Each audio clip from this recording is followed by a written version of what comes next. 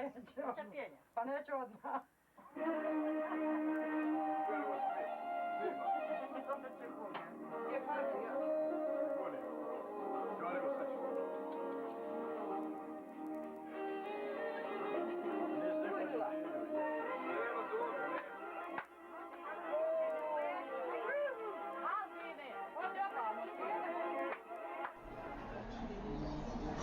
Assis au café de Flore à Paris, je demande au serveur un thé à la camomille et un croque-monsieur. Il me répond familièrement: tout ce que tu voudras, cousin québécois. J'avais décidé de passer 4 jours à Paris avant de retrouver mes racines à Mostar. Ce passage, qui devait servir à amortir le choc, a plutôt produit une confusion d'autant plus grande. Entre les mères réfugiées qui quémandent pour survivre, le serveur du café de Flore qui m'appelle cousin québécois, le luxe d'être en vacances, j'ai compris que je n'avais plus rien en commun avec les premiers, que j'appartenais depuis longtemps aux seconds. «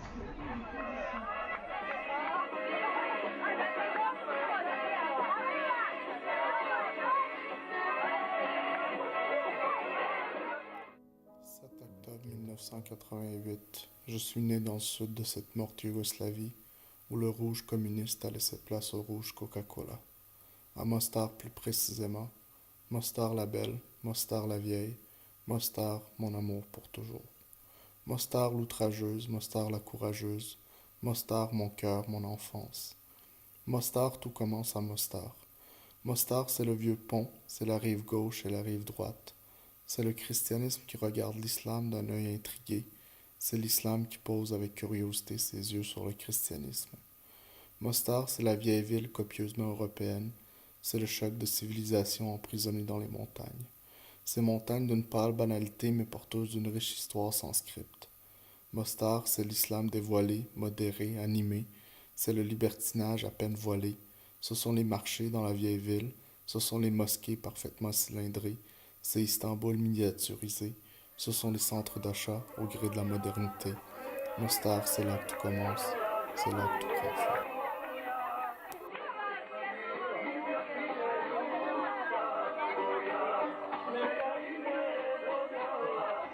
Avril 1992, dans le quartier de Zalik, à Mostar, une citerne explosera. Sa détonation laissera des cicatrices brûlantes sur mon frère aîné. Des cicatrices d'abord physiques, puisque des éclats de verre avaient perforé son dos à plusieurs endroits, le laissant ensanglanté, mais aussi psychologiques parce qu'il restera marqué toute sa vie par cet événement, comme tous les habitants de Mostar. À ce moment, nous savions que c'était le début de la fin.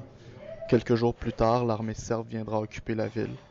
Mon père, son frère et plusieurs autres amis de la famille seront emportés dans un camp de travail dans les montagnes de la ville.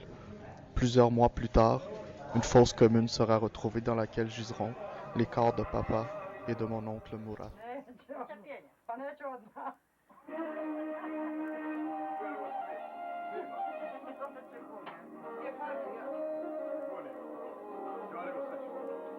« 16 avril 1998, joyeux comme un pigeon au printemps, triste comme un clown abandonné, nous te quittons sans te dire au revoir.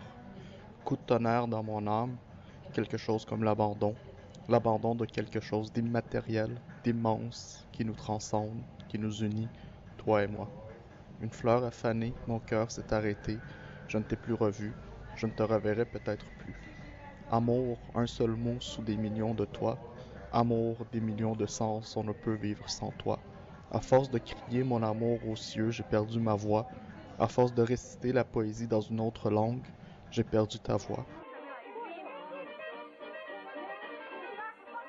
Les visages ont mis leurs plus beaux habits pour célébrer ce qui se voulait le 17e anniversaire de mon frère aîné, tout en oubliant volontairement l'exil qui suivra quelques jours plus tard.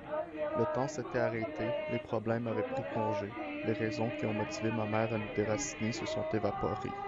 Celle que nous appelions tous Maïka, qui signifiait la mère avec un grand M, devait se faire à l'idée qu'une deuxième fille, la cadette cette fois-ci, allait quitter cette vie maudite, cette ville maudite.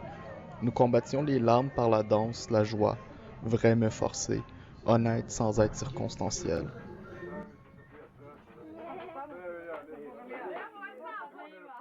L'exil, ce n'est pas une libération, c'est une question de vie ou de mort. Le pays d'accueil ne choisit pas de nous accueillir non plus. C'est une question morale. C'est une question de traité signé entre pays riches pour se donner bonne conscience. Le Québec nous avait somme toute bien accueillis.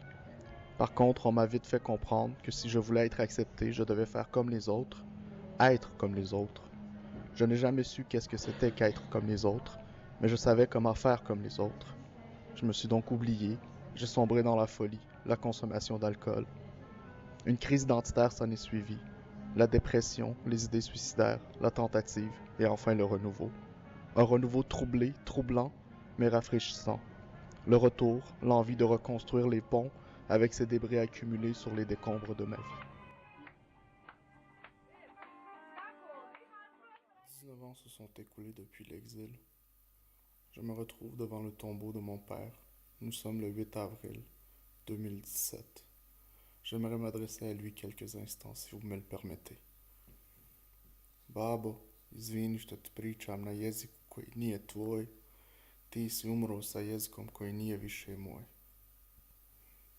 Papa, si je me suis réfugié dans la poésie pour m'adresser à toi, c'est que c'est le seul langage qui permet aux morts de communiquer avec les vivants, qui nous permet à toi et moi de nous comprendre avec 26 ans de retard, qui permet aux poètes de s'adresser à la violette sur ta tombe, qui me permet de comprendre pourquoi le cadavre du rosier qu'ils ont arraché lorsqu'ils sont venus te chercher s'est laissé mourir en même temps que toi, en même temps que moi. Pourquoi il s'est effeuillé au gré des saisons, qu'il n'a pas su traverser l'océan pour me protéger contre les ravages d'une enfance marquée par la guerre. Pourquoi je n'ai pas su être combatif et me suis laissé emporter par la folie. Papa, ton fils cadet est devenu grand.